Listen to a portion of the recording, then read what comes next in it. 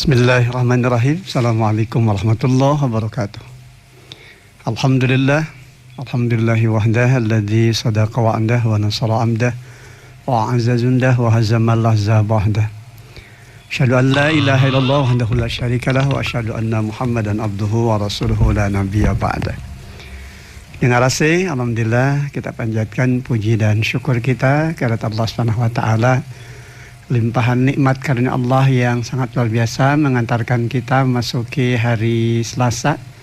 Hari ini tanggal 23 Juni 2020 bertepatan dengan tanggal 1 Zulqa'dah 1441 Hijrah. Seperti biasa di agenda pagi kita, embun pagi mengawali hari dengan inspirasi dan ilmu. InsyaAllah kita akan senantiasa terus berbagi ilmu, berbagi pencerahan, menghadirkan kehidupan kita yang makin syarat dengan makna ibadah, karya amal soleh. Bagian dari titian kehidupan yang tentu saja akan senantiasa menghadirkan kemuliaan, keberkahan, bahkan ampunan di sisi Allah Subhanahu wa taala. Dengan rasa senantiasa kita panjatkan doa terbaik kita untuk saudara kita, karib kerabat kita, bahkan tentu saja untuk kedua orang tua kita atau salah satu di antara mereka yang hari ini masih hadir di tengah-tengah kehidupan kita.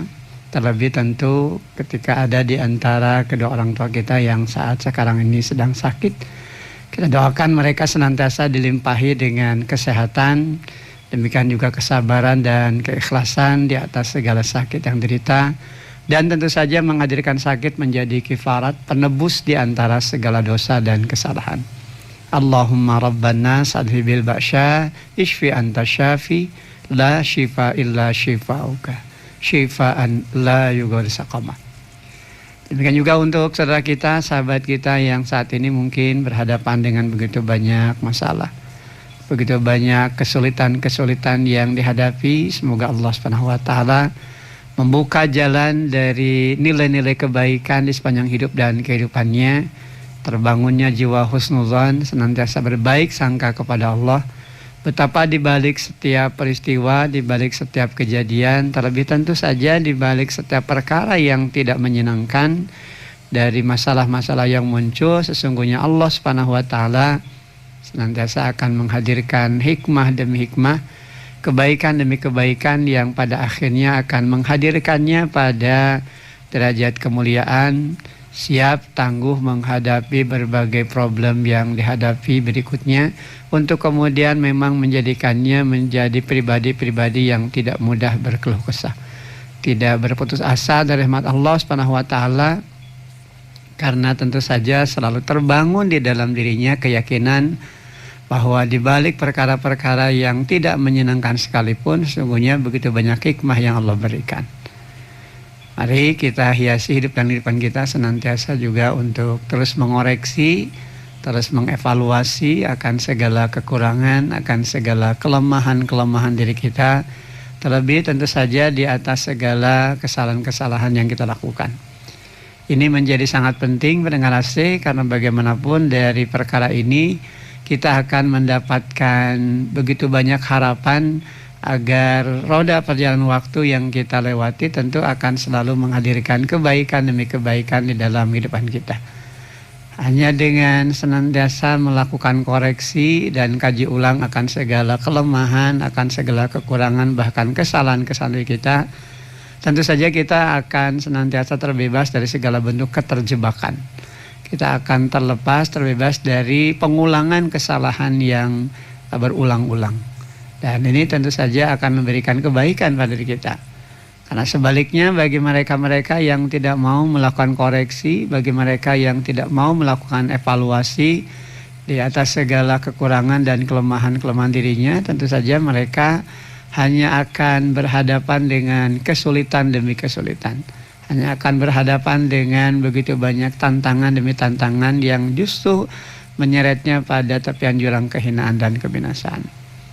Maka tentu saja kita berlindung diri, kita berhindar diri kepada Allah, agar jangan sampai kita dihimpit dengan kesulitan dan kemudian tidak bisa keluar dari kesulitan itu dikarenakan kesalahan-kesalahan yang kita lakukan yang berulang-ulang. Dan sejatinya pribadi muslim adalah pribadi yang tentu saja tidak mengulang kesalahan yang sama. Bahkan ada ungkapan tidak masuk ke dalam lubang untuk kedua kalinya. Seperti kalau ia masuk ke lubang untuk kedua kalinya, inilah gambaran dari kedunguan hidup di dalam menjalani perjalanan kehidupan. Yang rasa di kesempatan pagi hari ini insya Allah inspirasi pagi kita terkait dengan tadabbur Al-Quran di surah Al-Mu'minun, surah ke-23, 2 ayat saja, di ayat ke-99 dan ayat yang ke-100. Ayat ini secara umum tentu saja memberikan pembelajaran kepada kita tentang gambaran dari penyesalan yang tidak berguna. Di ayat ke-99 hingga ayat yang ke-100 di surah Al-Mu'minun, Allah Subhanahu wa taala berfirman, A'udzubillahi minasyaitonirrajim. Hatta idza jaa ahaduhumul maut qala rabbirji'un. Demikianlah keadaan orang-orang kafir itu. Hingga apabila datang kematian kepada seorang di antara mereka, dia berkata, wahai Tuhanku, kembalikanlah aku ke dunia. La'alli a'malun salihan fima taraktu kalla. Innaha kalimatun huwa qailuha. Wa min waraihim barzakhun ila yaumi yub'atsun. Agar aku dapat berbuat kebajikan yang telah aku tinggalkan, sekali-kali tidak. Sungguh itu adalah dalih yang diucapkannya saja. Dan di hadapan mereka ada barzakh sampai pada hari ketika mereka dibangkitkan.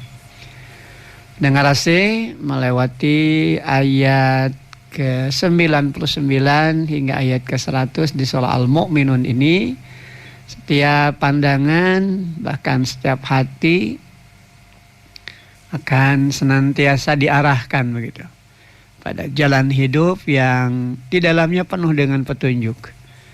Di dalamnya tentu saja mengandung banyak pedoman dan bimbingan, bahkan sumber jalan cahaya. Dan inilah sesungguhnya jalan hidup yang akan mengantarkan setiap jiwa yang tunduk patuh pada aturan-aturan Allah menemukan kemuliaan dan keberuntungan dalam makna yang sesungguhnya. Betapa pentingnya hidup dibimbing, diarahkan berdasarkan petunjuk Al-Quran. Karena tatkala kita dibimbing, tatkala diberikan petunjuk hidup dengan jalan hidup dari apa yang tertera pada Al-Quran, maka tentu saja arah langkah kita tidak akan bergeser dari ketentuan dari Allah Subhanahu wa taala. Dan itu artinya kita akan senantiasa menemukan jalan dari arah langkah yang lurus, bukan jalan yang sesat apalagi menyesatkan. Dengan adanya Al-Qur'an sebagai pedoman, tentu senantiasa memberikan bimbingan yang demikian indah. Bagaimana hidup dan kehidupan senantiasa terbangun pada pola hidup yang menjadikan Al-Quran sebagai rujukannya. Kalau dalam dunia pendidikan itu kan ada kurikulum.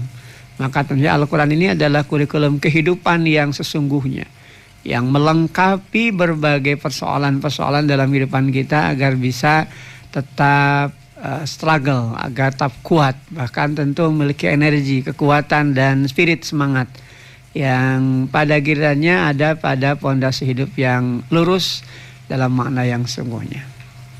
Dengar dengan hadirnya petunjuk dari Al-Quran, bahkan dengan hadirnya Al-Quran sebagai pedoman, bahkan jalan cahaya dalam kehidupan, maka tentu saja setiap hamba-hamba yang senantiasa beriman kepada Allah, dia akan terbebas dari segala bentuk kesulitan, akan terhindar dari segala bentuk kerugian, apalagi sampai harus mengalami penyesalan yang berkepanjangan.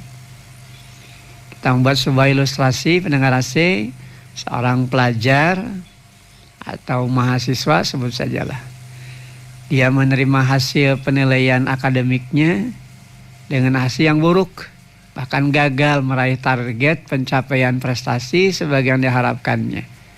Tatkala ia melewati proses pendidikannya dengan santai begitu kan. Tidak ada kesungguhan hati untuk berusaha melewati jenjang akademik dengan semangat yang kuat, dengan kesungguhan hati. Maka tatkala ia mendapatkan hasil capaian akademiknya ia dinyatakan gagal, maka tentu saja ia akan menyesal.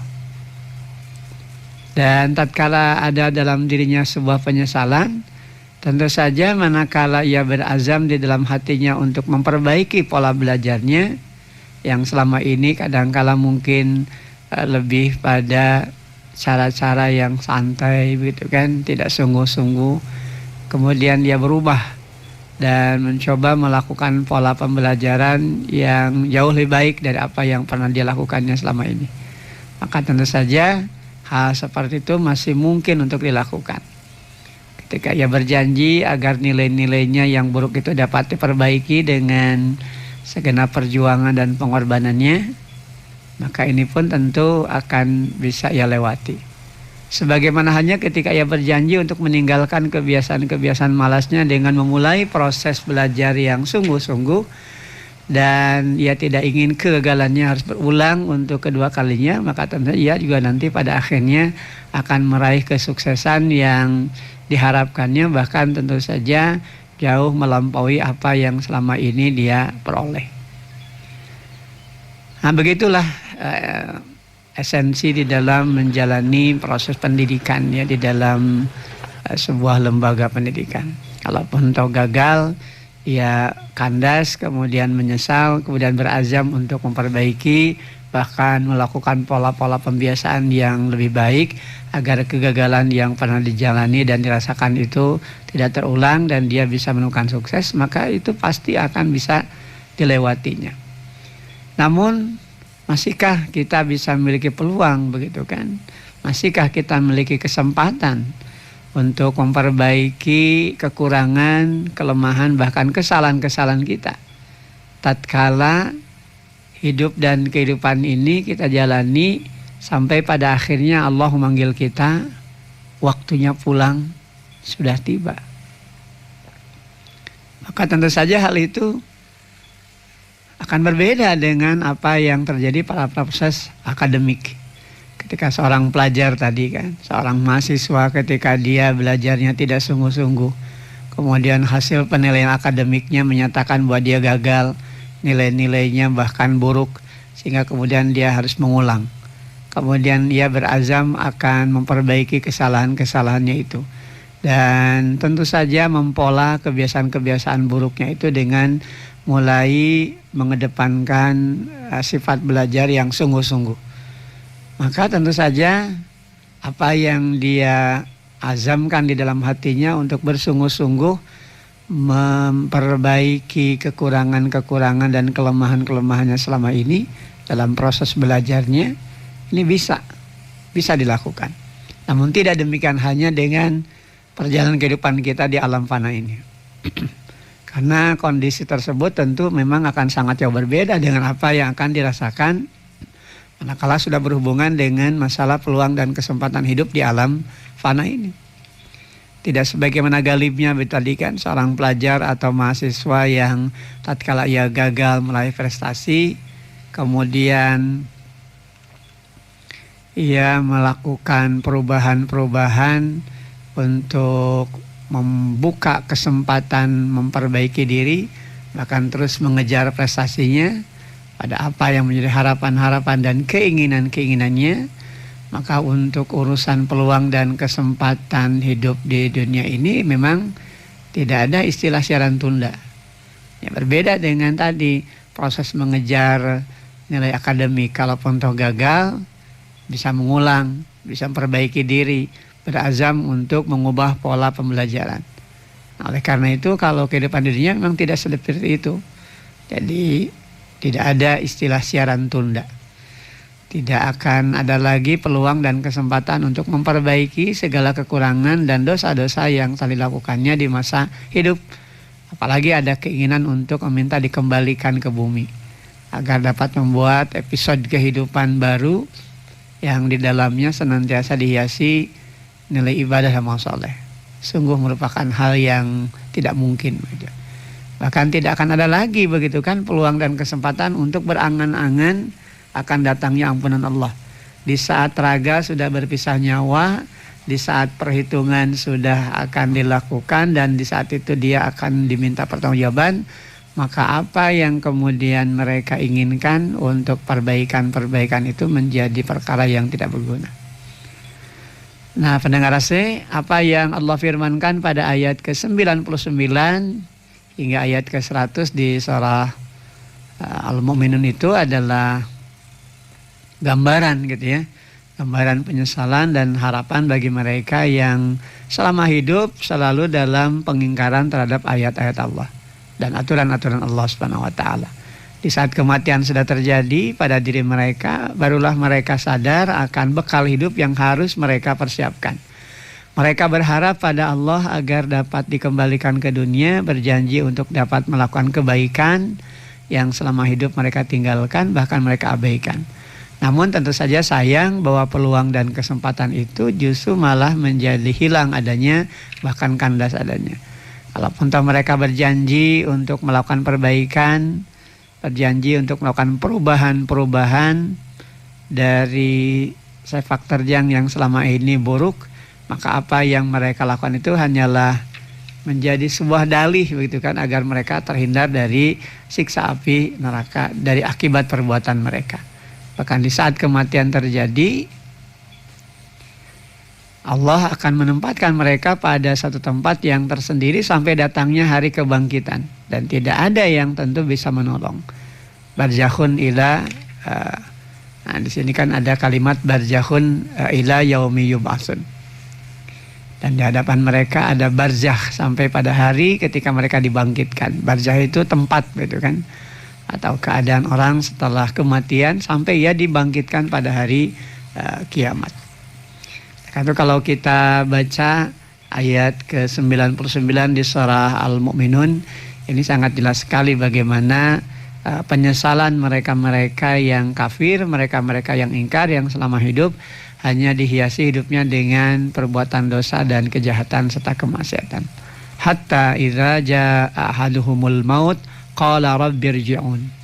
Demikianlah keadaan orang-orang kafir itu hingga apabila datang kematian kepada seorang di antara mereka, dia berkata, wahai Tuhanku, kembalikanlah aku ke dunia.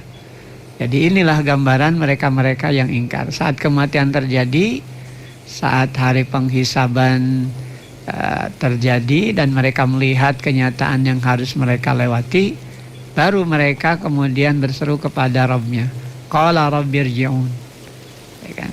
Wahai Tuhanku, kembalikanlah aku ke dunia. La'alli a'malun salihan fima taraktu kalla, agar aku dapat berbuat kebajikan yang telah aku tinggalkan, ya kan? Jadi ini yang mereka janjikan, ini yang mereka idam-idamkan, ini yang mereka azamkan. Kalau aku dikembalikan ke dunia, ya Rabb, tentu aku akan buat kebaikan yang selama hidup aku tinggalkan, ya kan? Begitulah janji-janji mereka-mereka yang ingkar tatkala kematian terjadi, ketika fakta, ketika realitas membuktikan bahwa mereka harus mempertanggungjawabkan selama perbuatannya, baru mereka menyesali, baru kemudian mereka meminta pertimbangan, mereka memohon-mohon kepada Allah agar dikembalikan lagi untuk ke dunia. Apa kata Allah? Innaha kalimatun huwa qailuha. Sekali-kali tidak, sungguh itu adalah dalih yang diucapkannya saja. Jadi hanya dalih begitu ya. Dalih saja untuk bisa menyelamatkan diri dari siksa api neraka, dari keburukan-keburukan yang akan dia lewati, ya kan? Sehingga akhirnya dia pun kemudian menggunakan kalimat qala rabbirji'un, wahai Tuhanku, kembalikanlah aku ke dunia. Dan kemudian dia menyatakan la'alli a'malun salihan fima taraktu kalla, agar aku dapat berbuat kebajikan yang telah aku tinggalkan.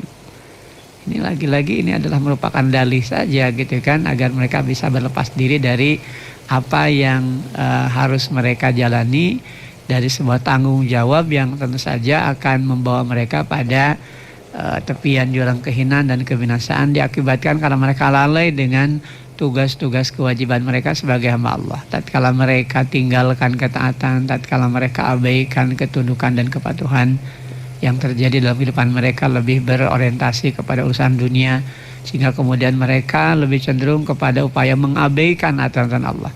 Maka kondisi seperti ini hanya akan menjadikan mereka menjadi manusia yang rugi, hina dan binasa. Wa min waraihim barzakhun ila yaumi yub'atsun. Dan di hadapan mereka ada barzakh sampai pada hari mereka dibangkitkan.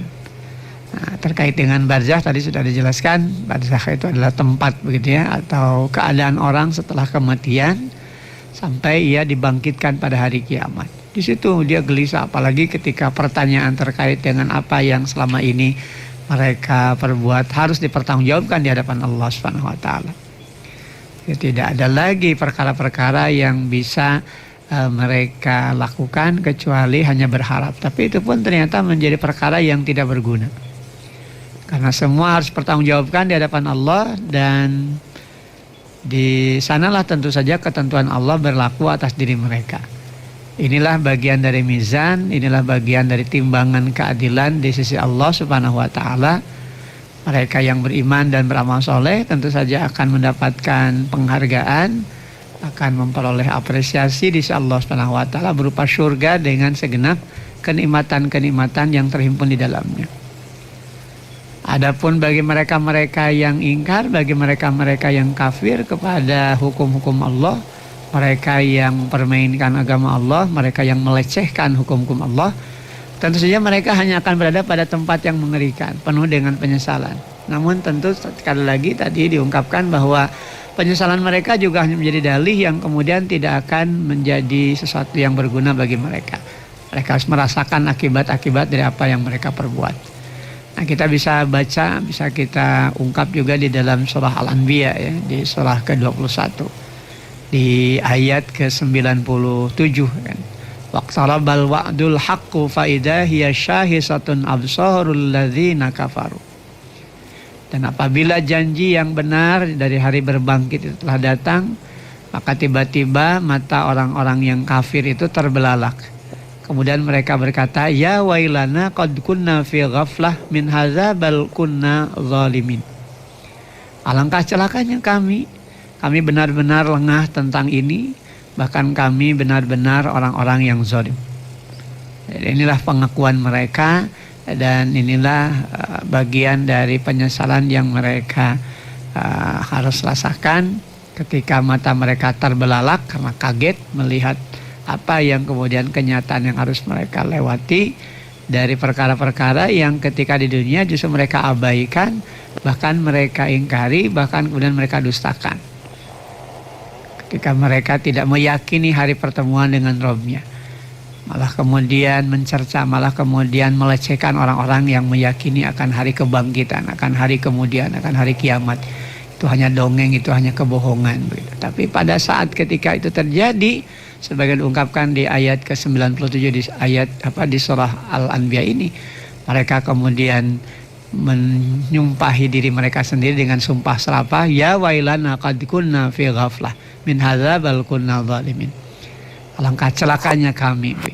Kami benar-benar lengah tentang ini, tentang hari berbangkit, tentang hari pembalasan, tentang hari kiamat yang selama hidup justru mereka ingkari. Ya kan?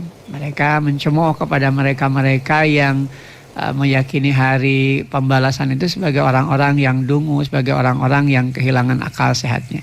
Namun justru di saat hari pembalasan terjadi, di saat mereka harus mempertanggungjawabkan amal perbuatan mereka, mereka baru kemudian menyesali. Mereka terbelalak matanya, gitu kan? Dan kemudian mereka menyumpah serapah mereka sendiri begitu ya, dengan sumpah serapah kalimat-kalimat yang bernanda mengejek diri mereka sendiri sebagai manusia yang zalim, manusia yang dungu. Ya wailana qad kunna fi ghaflah min hadza bal kunna zalimin. Alangkah celakanya kami begitu. Benar-benar kami lengah tentang hal ini, tentang hari kiamat, tentang hari kebangkitan. Bahkan kami benar-benar orang-orang yang zalim. Nah, inilah sumpah serapah mereka, orang-orang yang kafir, orang-orang yang ingkar, betapa mereka pada akhirnya lakukan. Namun tentu saja penyesalan seperti ini menjadi perkara-perkara yang tidak berguna begitu kan. Lantas kemudian kenapa Allah abadikan semua hal terkait dengan penyesalan orang-orang kafir, mereka yang dulu banyak mendustakan ayat Allah? Tentu saja hanya diungkap dalam Al-Quran agar menjadi pelajaran. Allah abadikan itu semua dalam Al-Quran menjadi sebuah peringatan berharga terkait mereka-mereka yang kandas, terkait dengan mereka yang gagal meraih cinta dan kasih sayang Allah Subhanahu wa taala. Oleh karena itu pendengar C, ini adalah sebuah tadzkirah, ini sebuah peringatan agar di antara kita tentu saja senantiasa berjuang begitu meraih kemuliaan. Kemuliaan hidup di saat peluang dan kesempatan itu masih Allah berikan, masih terbuka luas, ketika ajal belum menjemput, maka kejarlah target-target kita untuk memperbaiki diri. Kejarlah target-target kita untuk beribadah dan beramal saleh. Sebab di saat target-target untuk berinvestasi dengan Allah dengan investasi ibadah amal saleh itu sudah tertutup, ketika mata sudah tertutup, ketika nafas sudah berhenti, ketika nyawa sudah terpisah dari raga, di saat kita berteriak-teriak walaupun dengan teriakan yang lantang, menjerit dengan jeritan yang keras sekalipun, tentu hal itu tidak lagi menjadi perkara yang berguna. Penyesalan yang tentu saja pada gilirannya hanya menjadikan kita penuh dengan kehinaan, dikarenakan kita melalaikan waktu, melalaikan peluang dan kesempatan yang sudah Allah berikan kepada kita. Oleh karena itu akan sangat beruntung bagi mereka-mereka yang memahami dan mengamalkan setiap jejak langkah hidupnya pada nilai-nilai ketaatan. Namun tentu merugi bagi siapapun yang mengabaikannya. Nah, lewat 2 ayat di surah Al-Mu'minun di ayat ke-99 hingga ayat ke-100 ini, sejatinya kita selaku seorang muslim tentu diingatkan kembali untuk senantiasa menapaki waktu dari kehidupan kita, bersegera di dalam membangun sebuah nilai-nilai kebajikan dari investasi ibadah dan amal saleh. Jangan sampai kemudian datang kematian baru kemudian menyesali dan kemudian berharap untuk bisa dikembalikan ke muka bumi, karena itu adalah peluang dan kesempatan yang tidak berguna, dan itu menjadi perkara yang tentu saja hanya akan menjadi sebuah perkara yang sesungguhnya menjadi bagian dari gambaran kedunguan hidup. Karena kalau minta dikembalikan, tentu Allah tidak akan buka peluang dan kesempatan itu. Peluang dan kesempatan itu hanya ada di dunia ketika Allah Subhanahu wa taala masih memberikan jatah usia. Maka mari kita optimalkan usia kita di jalan Allah untuk kita jadikan modal terbaik kita dengan ibadah dan amal saleh. Baik pendengar AC, kita sudah berada di penghujung acara kita Embun Pagi. Mudah-mudahan apa yang dipapari kesempatan pagi hari ini senantiasa menjadi ilmu, senantiasa menjadi inspirasi berharga di dalam kehidupan kita. Terima kasih atas segala perhatian. Mohon maaf atas segala kurangan. Subhanakallahumma wa bihamdika asyhadu an la ilaha illa anta astaghfiruka wa atubu ilaik. Walhamdulillahirabbil alamin. Assalamualaikum warahmatullahi wabarakatuh.